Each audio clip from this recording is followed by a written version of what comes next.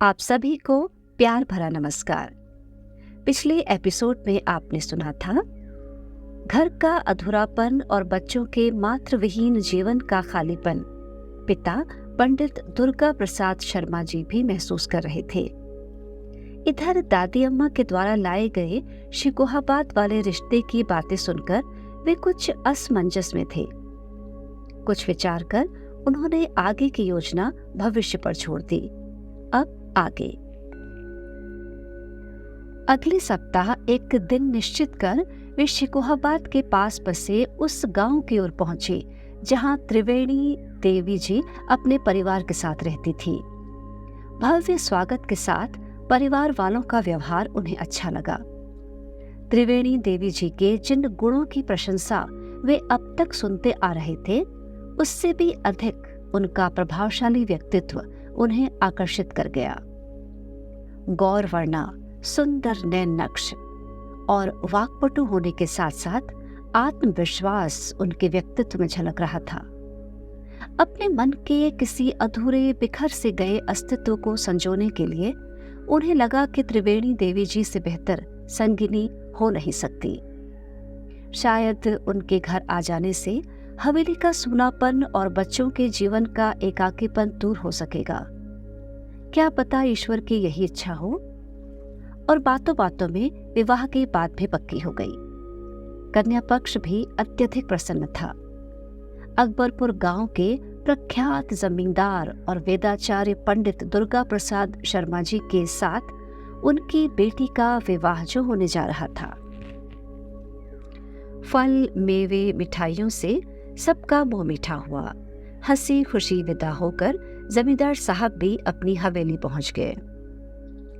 पारिवारिक जनों में जब इस बात की खबर पहुंची तो सभी को बहुत ही प्रसन्नता हुई कि चलो एक बार फिर से घर की रौनक वापस आ जाएगी। परिवार का बिखरापन और बालकों के जीवन का एकाकीपन भी मिट सकेगा। पंडित जी से शुभ मुहूर्त निकलवाकर विवाह की तिथि निश्चित हो गई। रिश्ते की चाची बुआओं ने बालकों को अपनी तरह से समझा दिया कि उनके घर एक नई माँ आने वाली है जो उन्हें उनकी माँ की तरह ही ढेर सारा प्यार देगी और उनकी हर बात का ख्याल रखेगी। बालक लक्ष्मी नारायण जी को ये बात समझ नहीं आ रही थी कि उनकी माँ की तरह उन्हें कोई और प्यार कैसे दे सकता है। जो ममता, जो दुलार उनकी माँ ने उनके जीवन में हमेशा के लिए घोल दिया है, उतनी मिठास कोई और कैसे दे सकता है। बालक केशव देव भी सबकी बातें सुनते जा रहे थे, लेकिन उनके मन में तार्किक शक्ति का अभी कोई पहलू नहीं था। निश्चित माह तिथि के दिन सादगी से पंडित दुर्गा प्रसाद शर्मा और त्रिवेणी देवी जी का विवाह संपन्न हो गया। परिवार के लोग, रिश्तेदार, ग्रामीण समाज प्रसन्न मन से आशीर्वाद दे रहे थे। आज फिर ग्राम्य समाज को अत्यंत प्रेम के साथ विशेष भोज में आमंत्रित किया गया था। उन्मुक्त रूप से फल, मेवे, मिष्ठान, अन्न, धन और वस्त्रों का दान देकर सभी को सम्मान के साथ विदा किया गया। अपने मन और वाणी में जमींदार साहब और उनकी वधू के लिए सभी के मन में अनेकों शुभकामनाएं और आशीर्वाद थे। हवेली का माहौल फिर नए रंगों से सजने लगा। रिश्तेदारों की चहल पहल, हंसी ठिठोली से हवेली में फिर से रौनक से लौटने लगी। विवाह संस्कार और सभी आवश्यक रीति रिवाजों के बाद अब अतिथियों और नजदीकी रिश्तेदारों के वापस लौटने का समय आ गया। दादी अम्मा भावुक होकर जाते जाते कई बार नए जोड़े को गले लगाकर आशीर्वाद देते हुए आंचल से आंसू पोंछती रही और धीरे धीरे विदा लेते हुए सभी अपने गांव घरों को लौट गए। हवेली के कामकाज अब धीरे धीरे अपनी पूर्ववत दिनचर्या के हिसाब से ढलने लगे। दोनों ही बालक अपनी नई माँ को मौसी माँ कहकर बुलाते। घरेलू मामलों में जमींदार साहब अब थोड़ा सा निश्चिंत हो गए थे। बालकों की देखरेख अब मौसी माँ के संरक्षण में थी और बाकी कामकाज सेवक सेविकाएं पहले की तरह ही सुचारू रूप से निभा रहे थे। बालक लक्ष्मी नारायण जी का अधिकतर समय गौशाला में अपनी गाय बछियों से बातें करने में, खेत खलिहानों में घूमने या फिर बगीचे में फल आदि खाने में बीतता। कभी कभी वे बगीचे में कुएं के पास बनी कुटिया में साधु महाराज जी के पास बैठकर अपना समय बिताते। आध्यात्मिक ज्ञान की बातें, भगवत चर्चा और प्रभु की कथाएं उन्हें बहुत अच्छी लगती। पीछे पीछे छोटा भाई भी साथ हो लेता। अब माँ के जाने के बाद यही आकर उन्हें प्रभु चर्चा में आनंद आता। साधु महाराज जी की दिनचर्या से प्रभावित होकर वे उनकी सहायता करते। एक बार घर में स्वादिष्ट पकवान बन रहे थे। सभी की थालियों में पकवान परोसती हुई मौसी माँ सेवकों को भी पकवान बांट रही थी। बालक लक्ष्मी नारायण जी ने खिड़की से बाहर झांक कर देखा। मुख्य द्वार के पास एक साधु बाबा खड़े थे। उन्होंने इस बारे में मौसी माँ को बताया भी, पर उन्होंने अधिक ध्यान नहीं दिया। बालक से रहा नहीं गया। वे चुपचाप अपने हिस्से के पकवान लेकर नीचे आ पहुंचे और मुख्य द्वार से साधु बाबा का स्वागत करते हुए उन्हें अंदर बुला लाए। फिर प्रेम पूर्वक बैठाकर वे पकवान उन्हें प्रस्तुत कर दिए। प्रसन्न हृदय से साधु बाबा ने वे पकवान खाए और आशीर्वाद देकर चले गए। ऊपर खिड़की से मौसी माँ ने यह दृश्य देखा तो उनसे रहा नहीं गया। ऊपर पहुंचते ही बालक को कठोर शब्दों में शिक्षा दी गई कि पहले अपने हिस्से का भोजन कर लो, फिर किसी के बारे में बाद में सोचना। बालक लक्ष्मी नारायण जी का कोमल हृदय दुख से बिंद सा गया। सोचने लगे, माँ ने तो पहले ऐसा कभी नहीं कहा। वे तो खुद भी खुशी खुशी सत्कार करते हुए सबको भोजन पकवान परोसती थी। उनकी आंखों में आंसू आ गए। कुछ कहा नहीं, चुपचाप अपने कमरे में जाकर उदास होकर बैठ गए। माँ की स्मृति में उनके आंसू बहने लगे और बैठे बैठे वे फिर अपने प्रभु श्री हनुमान जी से विनती करने लगे कि बस एक बार उनकी माँ उन्हें वापस ला दे। हवेली में आए साधु महाराज और अतिथियों का स्वागत सत्कार पंडित दुर्गा प्रसाद शर्मा जी अपने पुराने तरीके से ही करते, लेकिन पत्नी त्रिवेणी देवी जी को अपने ही तरीके से दान देने पर अधिक विश्वास था। वे दूर से ही खाना देती। उनके अनुसार समाज के हर वर्ग के प्राणी को वे अपने घर में प्रवेश करने नहीं दे सकती। रसोई घर से पका हुआ खाना जब तक मंदिर के भोग आदि में नैवेद्य बनकर समर्पित न हो जाए, किसी को चखने को भी नहीं मिलता। फिर चाहे कोई अतिथि आ जाए, साधु महाराज हो या याचक। ऐसे में बालक लक्ष्मी नारायण जी से रहा नहीं जाता। वे छिपकर जल्दी से भोजन वस्त्र आदि का दान कर ही देते। उन्हें अक्सर महसूस होता कि जो याचक हमारे द्वार पर भिक्षा मांग रहा है, उसकी अपनी भी तो कोई मजबूरी होती होगी। इसीलिए वे बिना समय गवाए यथासंभव दान करते जाते। कभी अपने वस्त्रों का, अपने भोजन का, अपने हिस्से में मिले हुए पैसों का, जो अक्सर उन्हें पिताजी दिया करते थे। फिर परिणाम के लिए भी वे तैयार रहते। जानते थे मौसी माँ उनके इस तरह दान देने से नाराज होंगी, पर वे स्वयं कष्ट सहकर भी दान देने की इस प्रक्रिया का आनंद लेते रहते। उन्हें लगता कम से कम हमारे सामने, हमारे द्वार से कोई भूखा न जाए। इस कार्य में सेवक भी उनके सहायक होते, चाहे बाद में सबको एक साथ सुनने को मिलता। छोटे भाई केशव ने गांव के प्राइमरी विद्यालय से शिक्षा प्रारंभ कर दी। अब उनके विद्यालय जाने का क्रम बन गया।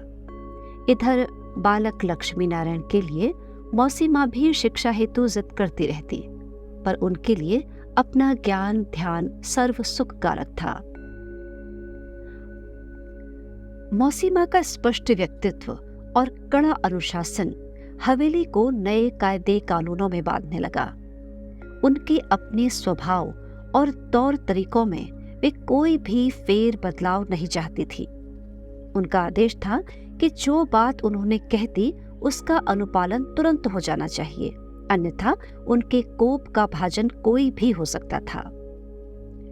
बालक लक्ष्मी नारायण की अपनी गौशाला में गायों के अलग अलग नाम थे, जिन्हें वे जब नाम लेकर पुकारते तो वे पूंछ हिलाकर या फिर अपने कान हिलाकर रंभाने लगती।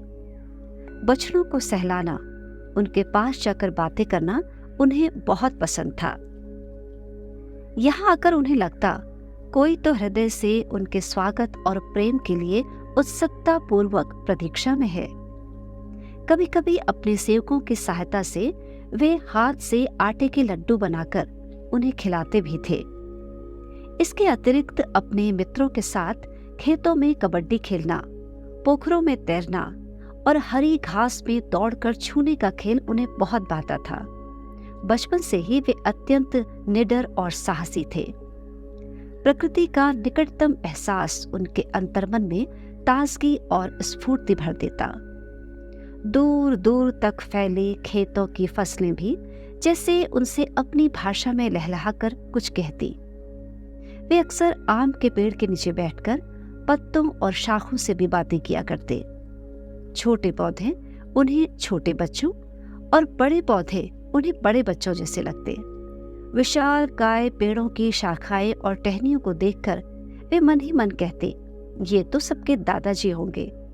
फिर आकाश में सुंदर बादलों और प्रकृति के मनमोहक दृश्यों को देखकर सोचते, इस संपूर्ण धरती को बनाने वाले ईश्वर कितने महान और कितने सुंदर होंगे, जिन्होंने हर एक फूल, पत्ती, छोटे छोटे कीट पतंगों और पक्षियों को बनाया और उनका ध्यान रखा। उन प्रभु की क्षमता कितनी अनंत और अदम्य होगी।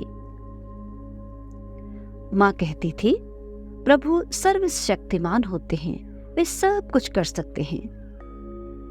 फिर बालक लक्ष्मी नारायण जी कभी आम के पेड़ के नीचे, कभी नीम के पेड़ के नीचे या फिर कभी कुटिया के पास आकर आंखें बंद कर अपने प्रभु के गहन ध्यान में लीन हो जाते।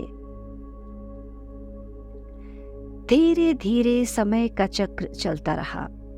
बालक लक्ष्मी नारायण जी की उम्र अब लगभग 11 वर्ष की हो चुकी है।